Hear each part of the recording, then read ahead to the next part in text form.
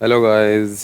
जैसा कि आज हमने दिन के टाइम एनालिसिस किया था कि मार्केट को यहाँ से बाय होना चाहिए और मार्केट कम से कम जाके अपने इस एरिया को टेस्ट करे और उसके बाद फिर हमें सेल दें। तो फिर यहाँ से सेलिंग करेंगे और यहाँ से मैंने यहाँ से इसको बाय किया और जो मार्केट एग्जैक्ट मेरे लेवल पे जाके टेस्ट करने के बाद मार्केट वापस आई। फिर इसको मैंने यहाँ पे किया कि ये यहाँ पे मुझे टेस्ट थे, लेकिन इसके करीब करीब आके मार्केट फिर एक दफ़ा बाय हुई और बाय होने के बाद ये फिर 30 पिप्स बाय हुई मार्केट। लेकिन बाय का जो ये M15 है और GBP USD है। बाय होने के बाद जब मार्केट ने यहाँ से स्ट्रेचर ब्रेक किया तो इसने कैंडल ऊपर ब्रेक तो की, ब्रेक एंड क्लोज तो की, लेकिन जो नेक्स्ट कैंडल है वो मोमेंटम के साथ वापस अंदर इसको लेके आई। वापस अंदर आने के बाद मार्केट ने फिर अपनी उसी लेवल का टेस्ट किया और फिर सेल होगी। मार्केट ने उसी लेवल का टेस्ट करने के बाद फिर मार्केट सेलिंग की तरफ जा रही है। तो यहाँ पे मैंने आपको एक चीज़ ये क्लियर करनी थी जिसके लिए मैं ये वीडियो बना रहा हूँ कि अगर तो ट्रेडर्स और जो व्यूवर्स हैं, अगर तो ये मार्केट यहाँ से इसको ब्रेक करे, लेट्स सपोज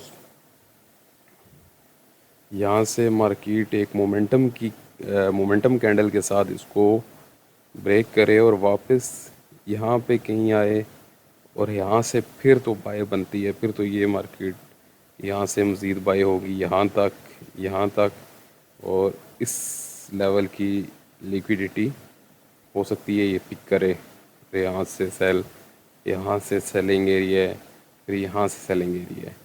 और अगर ऐसा नहीं होता और अभी जो ज़्यादा मुझे चांसेस यही लग रहे हैं कि मार्केट जो यहाँ इसको ब्रेक नहीं कर सकी मोमेंटम के साथ, तो ये वापस अंदर आई और वापस टेस्ट देने के बाद मार्केट अभी मज़ीद सेल जाएगी।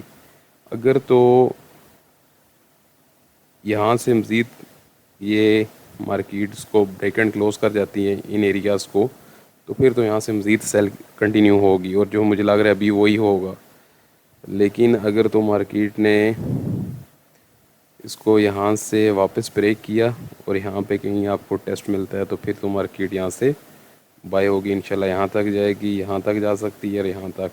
लेकिन अभी जो सूरत हाल है, ये मैं आपको कंडीशन बता रहा हूँ कि यहाँ से ब्रेक हो तो देन वो, अदरवाइज़ ये मार्केट यहाँ से मज़ीद नीचे आए, फिर यहाँ से एक बाई की कैंडल के साथ फिर मज़ीद सेल कंटिन्यू होगी और वो कहाँ तक जाएगी, वो जो सेल होगी फिर वो, जैसा कि मैंने आपको दिन को बताया था कि ये वीकली की लिक्विडिटी अनदर लेवल है और उसके बाद हमारे पास इम्बैलेंस और फिर ये हमारे पास जोन पड़े हुए हैं जहाँ से मार्केट को हम फिर बाय के लिए देखेंगे और इंशाल्लाह फिर जहाँ से ये अपना बाय की तरफ अपना स्ट्रेचर शिफ्ट करेगी वहाँ से हम फिर इसको बाय करेंगे। तो ये गाइस वीडियो थी। कहने का मतलब यह है कि कुछ लेके नहीं गई, कुछ दे के ही गई है। इस फॉरेक्स में सबसे बड़ी बात है कि आपके पास सब्र होना चाहिए। सब्र नहीं है तो आप लॉस करेंगे। अगर इमोशनल स्टेबिलिटी नहीं है, अगर अपने इमोशंस पे कंट्रोल नहीं है तो फिर तो लॉस करेंगे। जैसे कि जब मैं नया नया एक ट्रेडिंग की तरफ जा रहा था तो हल्का सा लॉस हो जाता, फिर बंदा कहता है यार इसको किसी तरीके से रिकवर करें, बट अनफॉर्चुनेटली मार्केट फिर आपको दबा के ठोकती है वहाँ पे। तो जब जब लेवल्स मिलें, लेवल्स ठीक हैं, वहाँ पे अगर आपने ट्रेड लिए और अपने स्टॉप लॉस खुदा ना खासा नहीं रखा तो मार्केट में भी 5-10-15 पिप नीचे जाए और उसके बाद आपकी डायरेक्शन में ही मार्केट, अगर आपको डायरेक्शन सही मालूम है तो फिर मार्केट आपकी डायरेक्शन में ही जाएगी, अदरवाइज़ मार्केट फिर आपको ठोकती ठोकती ठोकती चली जाएगी। तो ये व्यूअर्स मेरा एनालिसिस था। तो जैसा कि अभी डे एंड हो रहा है और रात हो गई है तो ये यहीं पे रेंज करती रहेंगी और अगर इसने यहाँ से ब्रेक किया तो फिर तो यहाँ तक इंशाल्लाह जाएगी। और अभी जो ज़्यादा इसके चांसेस यही हैं कि ये मार्केट सेल हो जाए। और मिलते हैं कल फिर एक नए एनालिसिस के साथ। कल सुबह फिर इसका एनालिसिस करेंगे और कल यूरो USD को भी साथ में इंशाल्लाह एनालिसिस करूँगा। और आखिर में सबसे ज़्यादा ज़रूरी बात यही है कि हमेशा मैं कहता हूँ कि 2 ट्रेड्स लो।